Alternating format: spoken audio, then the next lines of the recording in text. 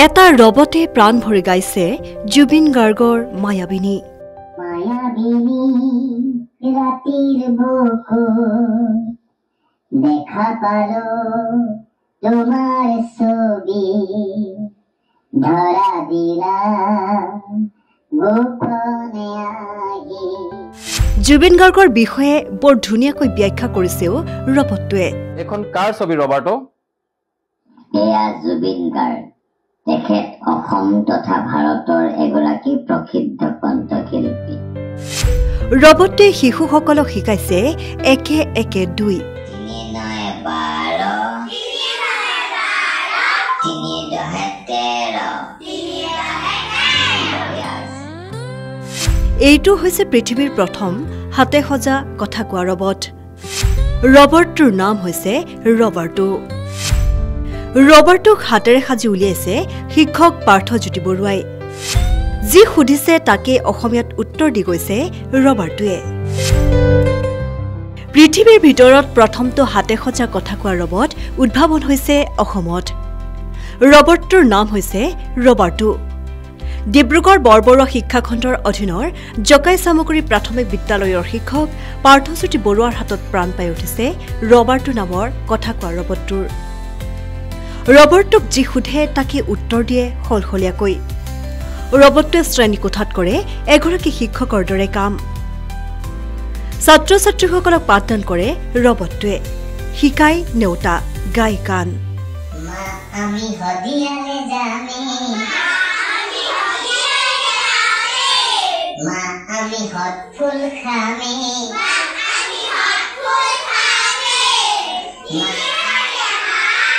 তিনি পাশে 8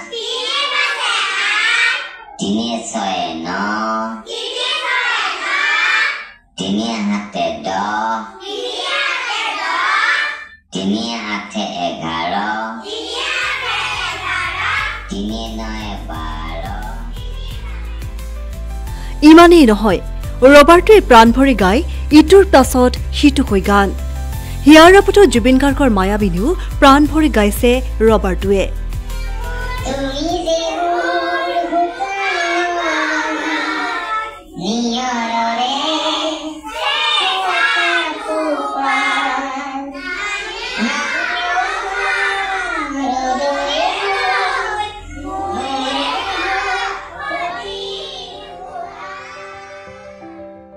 এয়া অসমবাসীৰ বাবে যথেষ্ট গৌৰৱৰ কথা।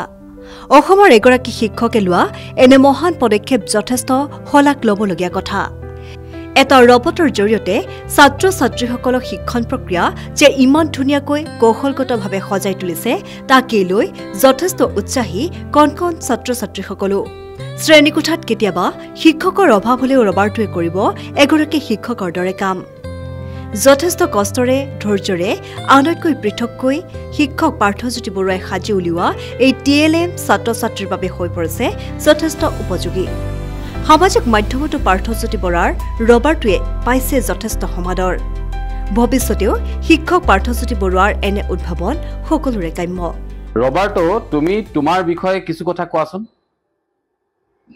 মোৰ বিষয়ে জানিবলৈ আগ্ৰহ কৰাৰ বাবে ধন্যবাদ জনাইছো। মোৰ নাম ৰবাৰ্টো।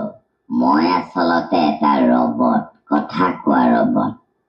ডিব্ৰুগড় জিলাৰ বৰবৰুৱা শিক্ষাখণ্ডৰ অধীনৰ জকাই চামগুৰি প্ৰাথমিক বিদ্যালয়ৰ শিক্ষক পাৰ্থজ্যোতি বৰুৱাই মোক শ্ৰেণীকোঠাত ব্যৱহাৰ কৰা শিক্ষণ সঁজুলি হিচাপে সাজি উলিয়াইছে। এখন কাৰ ছবি মই সুধিম আৰু এই স্লটটোত মই এখন ছবি লগাই দিলো। এখন কাৰ ছবি ৰবাৰ্টো? এয়া জুবিন গাৰ্গ। তেখেত অসম তথা ভাৰতৰ এগৰাকী প্ৰসিদ্ধ কণ্ঠশিল্পী। এটা কথা কোৱা ৰবট। এইটো এটা কাগজেৰে নিৰ্মাণ কৰা ৰবট, কিন্তু ই সচৰাচৰ ৰবটৰ দৰে কথা ক'ব পাৰে। ডিব্ৰুগড় জিলাত শিক্ষকসকলৰ মাজত অনুষ্ঠিত শিক্ষণ সঁজুলি নিৰ্মাণ প্ৰতিযোগিতাৰ কাৰণে এই ৰবটটো মই সাজিছিলোঁ। আৰু এই ৰবটটো মই দেখুৱাব খুজিছোঁ এইটো কাৰণেই, কাৰণ এই ৰবটটো কেৱল সাজি মই প্ৰতিযোগিতাত অংশগ্ৰহণ কৰাই নহয়, এইটো মই স্কুলতো ব্যৱহাৰ কৰি চাইছোঁ। দেখিছোঁ যে আমাৰ বৰ্তমানৰ যিবিলাক বিদ্যালয়, এই বিদ্যালয়সমূহত শিক্ষকৰ সংখ্যা খুব কম। আমাৰ 6টা ক্লাছ 2জন শিক্ষক। গতিকে এই ৰবটটোৱে বহুখিনি আমাক সহায় কৰিব পাৰে। কোনোবাটো ক্লাছত মই যাব পৰা নাই, মই পঢ়ুৱাব পৰা নাই, এই ৰবটটোক যদি মই এটা ক্লাছ কৰিবলৈ দিওঁ, এই ৰবটটোৱে সম্পূৰ্ণ এটা ক্লাছ নিজে নিজে কৰিব পাৰে। আৰু ছাত্ৰ ছাত্ৰীৰ কাৰণে এই ৰবটটো বৰ আমোদজনক হয় আৰু লগতে শিক্ষকৰ অভাৱ পূৰণ কৰিব পাৰে। মোৰ স্কুলত মই নিজে প্ৰমাণ পাইছোঁ, গতিকে মই ৰবটটো দেখুৱাইছোঁ এইটো কাৰণে যাতে কোনোবা শিক্ষকৰ কাৰণেতো সহায় হ'ব পাৰে। আজিকালি আমাৰ ধৈৰ্য নাইকিয়া হৈ আহিছে। আমি জ্যেষ্ঠসকলে, পিতৃ মাতৃসকলে সন্তানক কৈ থাকোঁ যে ধৈৰ্য ধৰিব লাগে, কামটো ধৈৰ্যৰে কৰ। আমাৰ নিজৰো ধৈৰ্য নাই, আমাৰ নিজৰো ধৈৰ্য নাই। ধৈৰ্য এইকাৰণেই নাই, এই মোবাইলত ৰিলছবিলাক চাই চাই আমাৰ ধৈৰ্য নাইকিয়া হ'ল। এটা ৰিলছ 5 ছেকেণ্ড, 6 ছেকেণ্ড, 7 ছেকেণ্ডৰ এটা ৰিল আমি চাওঁ, তাতকৈ বেছি আৰু আমি চাব নোৱাৰোঁ। দীঘলীয়া ভিডিঅ' আমি চাব নোৱাৰোঁ, কিতাপ আমি পঢ়িব নোৱাৰোঁ, কাৰণ আমাৰ ধৈৰ্য নাই। আৰু এই বেমাৰটো কেৱল আমাৰ জ্যেষ্ঠসকলৰ বুলিয়েই নহয়, ছাত্ৰ ছাত্ৰীসকলৰো হৈছে। কোনো কামতে ছাত্ৰ ছাত্ৰীসকলৰ আজিকালি ধৈৰ্য নাইকিয়া হৈছিল। হঠাৎ কিবা এটা লাগে আৰু সেইটো যদি নাপায় তেওঁলোক হতাশ হৈ যায়। গতিকে এবাৰ এখন চিনেমা আহিল, এটা অঞ্চলৰ এটা হললৈ এখন চিনেমা আহিল। চিনেমাখনৰ নামৰ তলত লিখা আছে ৰাষ্ট্ৰীয় পুৰস্কাৰ প্ৰাপ্ত চিনেমা। চিনেমা হললৈ আহিলে চিনেমা চাবলৈ যায়, আজিকালিহে নাযায় মানুহে চিনেমা চাবলৈ। আমি যেতিয়া সৰু আছিলোঁ, চিনেমা আহিলে আমি সকলো মানুহ বাছ লৈ লৈ চিনেমা চাব গৈছিলোঁ। অসমীয়া চিনেমা হ'লেতো কথাই নাই। গতিকে সেইটো সময়ৰ কথা কৈ আছোঁ। এখন চিনেমা আহিলে আৰু চিনেমাৰ নামটোৰ তলত লিখা আছে ৰাষ্ট্ৰীয় পুৰস্কাৰ প্ৰাপ্ত চিনেমা, নোচোৱাকৈ নাথাকিব। গোটেই গাঁৱৰ মানুহ আহিলে, গোটেই অঞ্চলৰ মানুহ বাছ ভাড়া কৰি কৰি আহি গ'ল, ৰাষ্ট্ৰীয় পুৰস্কাৰ প্ৰাপ্ত চিনেমা চাবই লাগিব এইখন। যেতিয়া চিনেমা আৰম্ভ হ'ল, চিনেমাৰ স্ক্ৰীণত কেৱল এখন বগা দেৱাল, বেৰ এখন দেখি আছে। মানুহে ভাবিছে চাগে নেম কাষ্টিং হ'ব 1 মিনিটমান। ক'তা নেম কাষ্টিঙো নহয়, একো কাষ্টিং নহয়, কেৱল বগা দেৱাল এখন দেখুৱাই আছে। 1 মিনিট হ'ল, 2 মিনিট হ'ল, মানুহে ভাবিছে যে এইখন আঁতৰিব, তাৰ পাছৰ দৃশ্যটো কিবা ওলাব, নোলায়, কেৱল বগা ৱাল এখন ওলাই আছে। আৰু সকলোৱে লাহে লাহে মনত প্ৰশ্ন আহিল, জানে এইখন কেনেকৈ ৰাষ্ট্ৰীয় পুৰস্কাৰ? একো চিনেমাই নাই, কেৱল বেৰ এখন দেখুৱাই আছে বগা।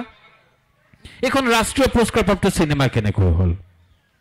1 মিনিট গ'ল, 2 মিনিট গ'ল, 5 মিনিট গ'ল, 6 মিনিট গ'ল, 7 মিনিট গ'ল, স্ক্ৰীণত কেৱল এখন বগা ৱাল। লাহে লাহে মানুহৰ খং উঠিবলৈ আৰম্ভ কৰিছে।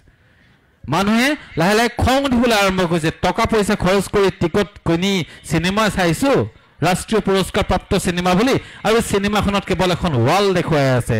7 মিনিট গুচি গ'ল, 8 মিনিট গুচি গ'ল, 9 মিনিট গুচি গ'ল, 14 মিনিট গুচি গ'ল, কেৱল বগা ৱাল, বগা ৱাল। মানুহবোৰৰ ধৈৰ্যৰ সীমা নাইকিয়া হৈ গৈছে যে কি দেখুৱাইছে এইখন চিনেমাত।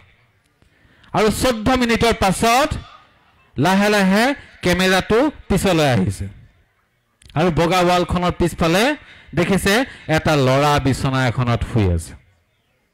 এটা ল'ৰা বিছনা এখনত শুই আছে, যিটো ল'ৰা অসুস্থ ল'ৰা, যি ল'ৰাটো কাহানিও বিছনাৰ পৰা নামিবই নোৱাৰে, কাহানিও নামিব নোৱাৰে।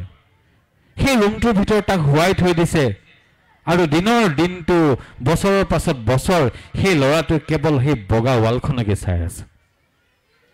কেমেৰাৰ ফ্ৰেমটো প্ৰথমে ৱালখন দেখুৱাইছিলে, তাৰপিছত জুম আউট হৈ গ'ল, তেতিয়া দৰ্শকে সেই অসুস্থ ল'ৰাটো দেখিলে। আৰু তাত এটা তলত লাইন লিখা আছে যে আপুনি 15 মিনিট সময় এই বগা ৱালখন চাবলৈ ধৈৰ্য নাই আপোনাৰ।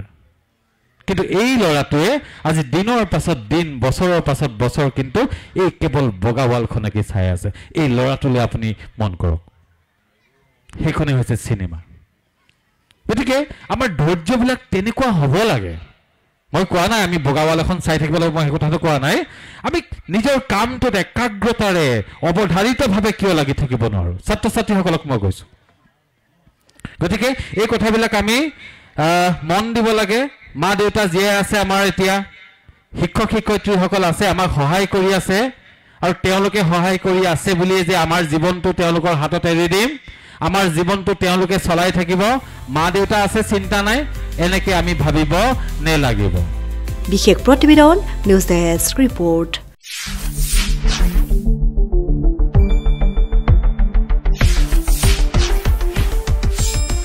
শুদ্ধ আৰু বিস্তৃত বাতৰিৰ বাবে চাই থাকক নিউজ ডেস্ক ৰিপৰ্ট।